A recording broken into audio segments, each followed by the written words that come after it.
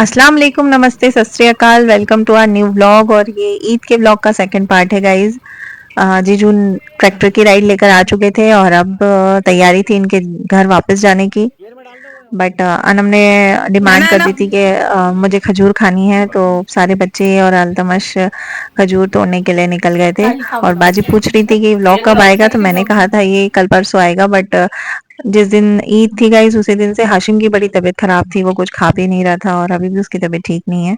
मेरा भी दिल नहीं लग रहा था एडिटिंग वगैरह में। अगर बच्चे ठीक नहीं होते हैं तो दिल नहीं करता है कुछ भी करने का। और अल्तमश खजूर के पेड़ पर चढ़ गया था गाइज और उसने खूब सारी हिलाई। बट उस दिन पता नहीं क्यों इतनी गर्मी थी ना गाइज। आपके एरिया में थी या नहीं थी, बट एमपी में और इंदौर में तो इतनी ज्यादा गर्मी मैंने कभी नहीं देखी है। इतनी ज्यादा गर्मी लग रही थी और हवा का एक पत्ता तक नहीं हिल रहा था उस वक्त। तो दोपहर हमारी जैसे तैसे कटी और उस दिन लाइट भी बहुत जा रही थी गाइस।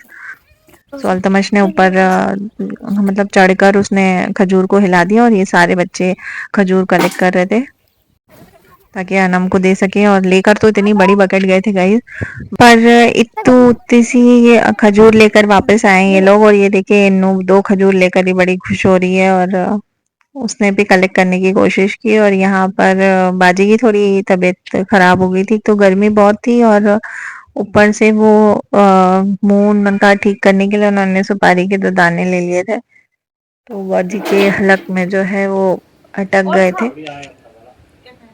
पानी पी लो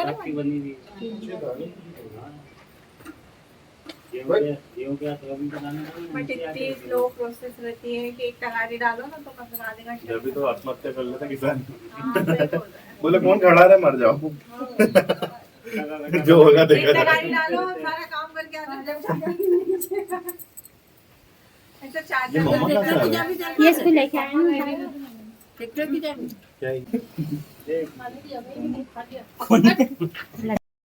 और फिर गाइस क्या था ना, बाजी को सी ऑफ करने के लिए हम सब निकल गए थे और हम उसी तरह से इन्हें सी ऑफ करने के लिए जाते हैं गाइस। और हमारी जो बातें होती है ना, वो मेनली जब सी ऑफ करने जाते हैं ना तभी याद आती है। तो वहीं पर हम लोग खड़े खड़े सारी बातें कर लेते हैं और कम से कम आधा से 1 घंटा तो हमें चाहिए ही होता है सारी बातें शातें करने के लिए। कार के पास खड़े होकर ही ये बातें होती हैं हमारी। तो हम सभी लोग बाजी को सी ऑफ करने के लिए गए थे। उसके बाद क्या था गाइज, बाजी चली गई। आप देख ही सकते हो कि हम छोड़ने आए थे और ये काफ़ी टाइम तक हम यहीं खड़े होकर और गेट पकड़कर हम लोग बातें कर रहे थे। सभी को कुछ ना कुछ याद आ रहा था कहने के लिए। अम्मी भी एंड मोमेंट पे जो बहुत ज़्यादा ज़रूरी बातें होती हैं वो कर लेती हैं। तो फिर बाजी निकल गई थी। और फिर क्या था ना गाइस, घर में तो इतनी ज़्यादा गर्मी लग रही थी, तो फिर हम लोग यहाँ पर आए बगीचे में ना, तब थोड़ी बहुत ठंडी हवाएं चली तो सुकून भी मिला। और फिर हम लोग यहाँ पे बैठ के गप्पे शप्पे मारने लगे। और पंचायती जिसे बोलते हैं, छोटी पंचायत हमारे घर में लगती है। और फिर क्या था गाइज, मैं तो जाकर इतनी बुरी तरह से थकान हो रही थी तो मैं तो सो गई थी। और फिर इसके अब्बू ने मुझे उठाया जब मैंने देखा रात हो चुकी थी, तकरीबन 7:30-8 बज रहे थे। और फिर ये घर जाने के लिए कह रहे थे और बच्चों का बिल्कुल मन नहीं हो रहा था और ये अपने आम एंजॉय कर रहे थे। सो गाइज अस्सलाम वालेकुम, नमस्ते, सत श्री अकाल, welcome to Samina Hafeez blog. और आज हम लोग जा रहे हैं अम्मी के घर, क्योंकि मुझे जाना तो जल्दी था, क्योंकि कुर्बानी ही मेरी वजह से वो सेकंड डे रखते हैं। बट हम लोग बहुत लेट हो गए थे गाइज। सो गाइज मेरे हस्बैंड तो इतना बिजी रहते हैं और जाते आते भी इतना रश में हैं कि फोटोज के पोस्ट तो देते ही नहीं है वो। तो मैं ऐसे ही चलते फिरते जो क्लिपिंग लेती हूँ उसी में से फोटोज भी निकाल लेती हूँ और फिर वो बोल रहे हैं कि ऐसे मत लो। सो गाइस टाइम है 12 और हम जा रहे हैं घर, अम्मी के घर। और अभी भी हमारा निकलना नहीं हुआ है, क्योंकि मेरे हस्बैंड को जो उनके लास्ट मोमेंट के वर्क थे वो भी करना थे। फिर हम लोग निकले तकरीबन 1 बजे। गाइस बहुत ज़्यादा गर्मी थी, मतलब कार तो ऐसा लग रहा था जैसे हम लोग ओवन में बैठे हुए हैं। और आज तो हमारी एसी भी कुछ काम नहीं कर रही थी, तो हमने विंडो ओपन करके ड्राइव की और इतनी ज़्यादा गरम गरम हवाएं लग रही थी हम लोगों को। और हम लोगों ने फिर फ्यूल लिया और गाइस फ्यूल तो ले लिया था, बट सचमुच जब गाड़ी से बाहर भी आए तब भी इतनी ज़्यादा गर्मी लग रही थी कि बस पूछो मत। और आप अगर इंदौर से हैं तो आप कमेंट में ज़रूर बताइएगा कि ये एरिया को क्या कहते हैं। और आज हम इस तरफ से जा रहे थे क्योंकि मेरे हस्बैंड को गाड़ी के कोई कागज़ यहाँ पर उन्होंने बनवाए थे, वो यहाँ से कलेक्ट करने थे। बट अनफॉर्चुनेटली आज संडे था तो हमें वो शॉप भी क्लोज ही मिली। सो हमारा ये चक्कर भी बेकार ही हुआ। और मुझे थोड़ा गुस्सा आ रहा था कि मुझे जल्दी जाना था, बट पहले ही तो 12 बजे घर से निकले थे और फिर उसके बाद यहाँ पर आने जाने में बहुत टाइम लग गया। और हमेशा ये होता है गाइस कि मुझे काफ़ी डांट पड़ती है लेट आने पे, बट लेट होने का रीज़न मैं नहीं होती हूँ। पर क्या ही कह सकते हैं ना कि अब अबू हमेशा उनका काम फिनिश करके ही मुझे वहाँ लेकर जाते हैं। तो फिर हम लोग निकल गए थे अम्मी के घर और वहाँ पे भी मेरा वेट हो ही रहा था।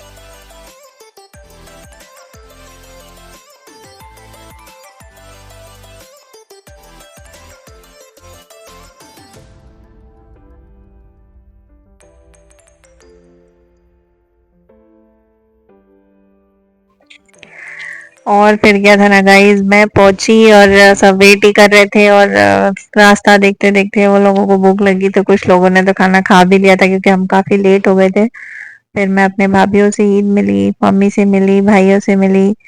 और ये देखिए यहाँ खाना चल ही रहा था और फिर मैंने इन दोनों के साथ पोज लिया गाइस, क्योंकि बहुत कम टाइम मतलब बहुत कम ऐसी जगह होती है जब तीनों साथ में होते हैं और पोज देने का मौका मिलता है। और यहाँ हाशिम ममाद को देखी गई। और पहले मुझे लग रहा था कि तुम क्यों शॉर्ट्स और टी शर्ट पहन रहे हो, कैजुअल वेयर, आज ईद है तो कुछ पहन लो अच्छा। पर बच्चे बिल्कुल भी नहीं माने और अच्छा ही हुआ गाइस, बहुत ज्यादा गर्मी थी। मैं खुद मतलब मैंने जॉर्जेट वाला सूट पहन लिया था। सो और इसके अब्बू को भी मैंने कुर्ता पजामा पहना दिया था, पर बहुत गर्मी लग रही थी। सो बहुत बचे और अच्छा ही हुआ कि हाशिम ममाद ने नहीं पहना वो।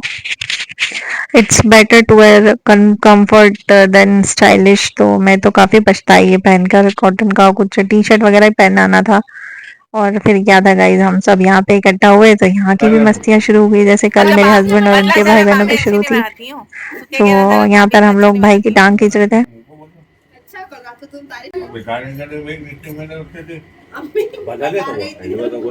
और फिर क्या था गाइज, यहाँ भी मस्तियाँ फुल ऑन थी और खाना वाना खाकर हम सब बैठे थे यहाँ पर और गप्पे शप्पे मारी हम लोगों ने। फिर टाइम था आइसक्रीम खाने का तो हम लोग सब आइसक्रीम एंजॉय कर रहे थे। आइसक्रीम ले आई थी और गर्मियों में तो इससे ज़्यादा अच्छा कुछ ठंडा हो ही नहीं सकता गाइज। तो मैंने तो अच्छी खासी आइसक्रीम खाई, सारा पैकेट ही मेरे लिए लाई थी मेरी अम्मी। तो मैंने पूरा दबा दिया था आज तो। और मेरे साथ बचपन से ये होता है गाइस कि बकरा ईद पे मुझे गोश्त से एलर्जी हो जाती है और ईद पे सिवैयां से मेरा बिल्कुल मन नहीं करता उसे खाने का।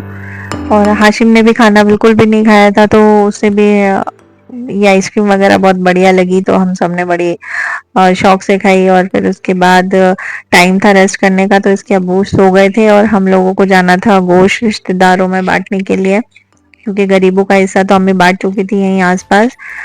पर पर हमारे जो रिश्तेदार थे उनको गोश्त देने जाना था।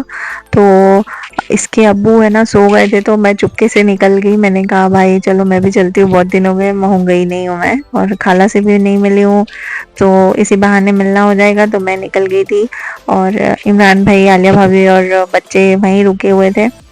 मैं मोहसिन भाई, अम्मी और नीजू वगैरह निकल गए थे गोश्त तकसीम करने के लिए। और ये गाइज पीतमपुर और महू के बीच में एक तालाब है तो इसको यहाँ पर इतना खूबसूरत सा बना दिया था।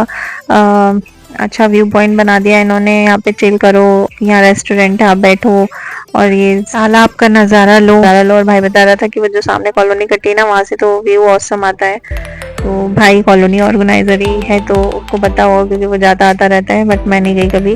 और गाइस ये गवर्नमेंट का स्कूल बन रहा था यहाँ पर, जो गर्ल्स स्कूल है, तो मुझे देख के तो काफ़ी मतलब अच्छा लगा गाइस कि इस तरह के अगर स्कूल सरकारी वगैरह होंगे जो कम पैसों में अच्छी एजुकेशन अच्छी फैसिलिटी देंगे तो बात ही कुछ और होगी गाइस। हम लोगों को प्राइवेट स्कूल में अपने बच्चों को डालने की ज़रूरत नहीं होगी। तो स्कूल देख के मुझे तो काफ़ी अच्छा लगा। और डेवलपमेंट सिर्फ गांव में ही नहीं हो रहा है गाइज, मऊ भी काफ़ी बदल गया है। बट मऊ में ना सिर्फ मिलिट्री जो एरिया होते हैं ना बस वही डेवलप होते हैं, क्योंकि वहाँ पर जो सिविलियंस है ना उनको कंस्ट्रक्शन करने की परमिशन नहीं मिलती है, तो वो सिर्फ रिपेयरिंग कर सकते हैं, कंस्ट्रक्शन बिल्कुल नहीं होता है मऊ में। और ये देखिए गाइज, ये मऊ की खूबसूरती है। वहाँ के गार्डन्स देखने लायक है गाइज, वहाँ के डेकोरेशन वगैरह सब कुछ। एक तो उनके पराठे सुनो फिर एक बार वो सेंधवा हम गए थे, फिर उधर से लौट के आए ना जब, तो मेरे को कुछ खाने नहीं दिया और ऐसे अम्मी जैसे मारती थी मुंह पे, अजी ओकेगा अजी ओकेगा जिंदा मुंबई का। अब वो उधर से सेंधवा से वो नहीं मीठे सेव अपन बचपन से खाते थे, तो वो लेके बैठी अम्मी गाड़ी में, ट्रक में आ रहे जबकि है, तो मैं लम्बी खिला था तो अजी ओकेगा क्या तुम अल्लाह से खाना। और जब मऊ आते हैं गाइस तो नाना नानी की दादा दादी की याद आती है। तो मोहसिन भाई को एक इंसिडेंस याद आ गया था कि जब वो नानी के साथ सेंधवा गए थे तो भाई ने रास्ते में काफी उल्टी की थी और नानी और अम्मी बहुत गुस्सा हो रहे थे। और अभी हम लोग आए हुए थे रफा चाचा के घर, ये चच्ची का घर है मतलब चाचा का ससुराल। सो वो यहीं पर थे और उनकी तबीयत थोड़ी ठीक नहीं थी तो वो दावत पर भी नहीं आए थे, तो हमने उनका खाना यहीं दे दिया। ये चना गोदाम है गाइज, और यहीं पर मेरी जो डॉक्टर थी गायनो, जो हम हाशिम के टाइम जिन्होंने मुझे देखा था उनका क्लिनिक था, तो हम सब बातें करते हुए जा रहे थे और पुरानी बातें भी आ रही थी, पुराने एक्सपीरियंस भी शेयर कर रहे थे एक दूसरे से। और इतनी ज्यादा गर्मी हो रही थी, आप मेरी हालत देख सकते हो कि कैसी हो रही थी। और ये कैंट का जो कैंटोनमेंट बोर्ड है गाइस, ये वहाँ का हॉस्पिटल है। तो हम यहाँ से जा रहे थे और यहाँ पर एक यूनिक स्कूल हुआ करती थी, तो भाई की जो स्टार्टिंग एजुकेशन थी वो यहीं से शुरू हुई थी, बट अभी बंद हो गई है, तो भाई वो यही बता। आज का दौर देखते हुए तीसरी चौथी के अंदर हमारे को इंग्लिश रीडिंग बेहतरीन वाली सिखा दी थी। लेकिन भाई बोल है ना मऊ की स्कूल अभी भी बेस्ट है, मालूम बाहर के देखते हैं लोग तारे मऊ की मतलब लोकल स्कूल की भी पढ़ाई ऐसी है भाई कि वहाँ के हाईफाई स्कूलों की भी नहीं। दुकान बंद पड़ी है, इंस्टीट्यूट हाँ दुकान सब चालू है आजकल, तो एक दिन का मानते हैं बस। नहीं ये कल वो है ना मंडे, कल बंद रहेगी। अच्छा हाँ मंडे को रहते ना। और ये रहा हमारा हॉस्पिटल जहाँ से हम हमारे सारे बच्चे लेकर गए थे, है ना, नीजू को छोड़ के बाकी सारे यहीं के है ना। नीजू अभी वहाँ थी गेट वेल में, वहाँ गेट वन की थी वो। काली डुमरी हुई कितनी बड़ी थी, मोटरली। और ये हमारे परी अंकल की दुकान है ना, ये हमारे खानदानी होजेरी वाले थे जो कि मेरी खाला के थे, अम्मी वाले तो उधर है ना हरी। सो ये होजियरी वाले दो भाई थे, हरी अंकल और परी अंकल। तो जो हरी अंकल है वो हम लोग हमारे घर से कन्वीनियंट रहता था तो मम्मी वहाँ से शॉपिंग करती थी और खाला परी अंकल के यहाँ से करती थी। और गाइस यहाँ से मेरी अम्मी हमें कचौरी दिलाया करती थी जब हम नानी के यहाँ जाते थे, दूध पीते थे। और गाइज आप भी बोल रहे होगे कि ये पहली ब्लॉगर है जो कार में बैठे बैठे एक शहर का टूर दे रही है। सो गाइज मैं कभी इंशाल्लाह टाइम में निकाल कर जाऊंगी और मैं आपको पैदल चलकर और सभी जगह लेकर जाऊंगी और एक्सप्लोर करवाऊंगी। बट अभी तो माफी चाहती हूँ क्योंकि है ना बहुत जल्दी थी, मैं इसके अब्बू को बताकर नहीं आई थी, वो सो रहे थे और मैं निकल आई थी भाई के साथ। और ये एरिया है मालवा हॉस्पिटल, पहले ये मालवा हॉस्पिटल था, पता नहीं इसका नाम क्या रख दिया है। और इधर से जामा मस्जिद आती है और हम लोग टर्न लिया है राज मोहल्ले के लिए। और यहाँ पर उज़मा भाभी की सिस्टर रहती हैं तो हम उन्हीं के घर आए थे तबरुक देने के लिए। और गाइज आपको लग रहा होगा कि मऊ आने के बाद मैं कितना बचकानी हो गई हूँ, तो हर लड़की इस चीज से रिलेट करती होगी क्योंकि आफ्टर मैरिज जब भी वो घर आती है या अपने मोहल्ले में, या फिर आप देखते हो कि हम इस गलियों से गुजरा करते थे, यहाँ पर ये हुआ करता था, तो वो एक्साइटमेंट आ ही जाती है गाइज। पता नहीं क्यों मेरे साथ भी ऐसा होता है। मैं पहले देखती थी कि ये चीज़ नहीं होती होगी या फिर मैं इस इमोशन को कंट्रोल कर सकती हूँ, बट नहीं होता है। मैं जब भी मतलब मऊ जाती हूँ तो मुझे याद आता है कि भाई ये शॉप पे हम लोग आया करते थे, यहाँ से हम ये किया करते थे, यहाँ से हम ऐसे जाया करते थे, स्कूल का शॉर्टकट ये हुआ करता था। और यही महू की खूबसूरती है गाइस कि वो बिल्कुल नहीं बदला है, जैसे पहले था वैसा ही है। थोड़े बहुत कुछ चेंजेस आ गए हैं, बट जब हम छोटे छोटे थे ना तब से मऊ ऐसा ही है। सारी बिल्डिंग्स पुरानी आपको यहाँ देखने को मिलेगी। आजकल तो रियर हो गया है गाइस, इस तरह की बिल्डिंग्स देखने को नहीं मिलती है, क्योंकि वो तोड़ फोड़ कर कंस्ट्रक्ट कर देते हैं, नया कुछ बना लेते हैं। फिर कब कराएंगे, क्योंकि आज तो हम बहुत जल्दी में आए हुए हैं। तक मोहल्ला बोलते हैं ना, ये राज मोहल्ला और ये डाल मोहल्ले में आता है, पर इसको बत्तख मोहल्ला कहते हैं। नहीं, बत्तख मोहल्ला ये नहीं भाभी, बत्तख मोहल्ला उससे बत्तख भी बोलते हैं, इसके आगे से बत्तख लगता है और ये ताली मोहल्ला। हाँ, ये डाल मोहल्ला, ये सब भाभी का घर है। ये सब घर है। वो नहीं, रोमा बाजी की जेठानी का, रोमा भाभी का क्या था गाइस। रोमा के बाजी के घर हम लोग पहुंच गए थे, और ये व्लॉग भी बहुत ज़्यादा लॉन्ग हो जाएगा, तो मैं इसको नेक्स्ट पार्ट में डालूंगी कंटिन्यू व्लॉग में। तो प्लीज़ बने रहिएगा, अपना ख्याल रखिएगा, प्यार बांटिएगा। मेरे चैनल को लाइक शेयर और सब्सक्राइब ज़रूर कर दीजिएगा। मिलते हैं नेक्स्ट वीडियो में, तब तक के लिए अल्लाह हाफ़िज़।